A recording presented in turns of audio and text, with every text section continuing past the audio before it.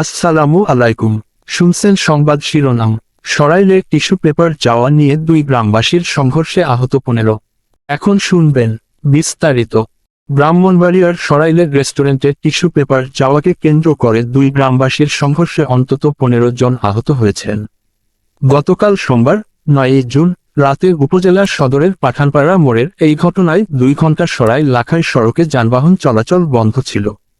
Police ও স্থানীয়রা জানান, সরাইল লাখাই সড়কের পাঠানপাড়া মোড়ে অ্যারাবিয়ান ফুচকা হাউস নামে একটি রেস্টুরেন্টে স্থানীয় কুট্টাপাড়া এলাকার রাব্বি নামে এক যুবক খাবারের পর টিস্যু পেপার চান।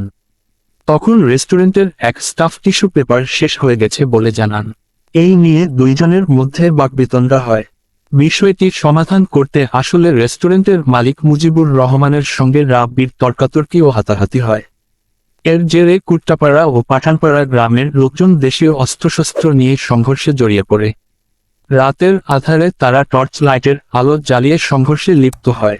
এতে উভয় পক্ষের অন্তত 15 জন আহত হন। সংঘর্ষ চলাকালে সরাইল লাখাই সড়কের রাত 8টা থেকে 10টা পর্যন্ত যানবাহন চলাচল বন্ধ থাকে। সরাইল থানার ভারপ্রাপ্ত কর্মকর্তা ওসি রফিকুল হাসান জানান, পুলিশ নিয়ে পরিস্থিতি নিয়ন্ত্রণে আনলে সড়কে যানবাহন চলাচল স্বাভাবিক হয়। তবে এই ঘটনায় কোনো পক্ষই এখন পর্যন্ত থানায় লিখিত অভিযোগ করেনি। ব্রাহ্মণবাড়িয়া 24.নিউজ।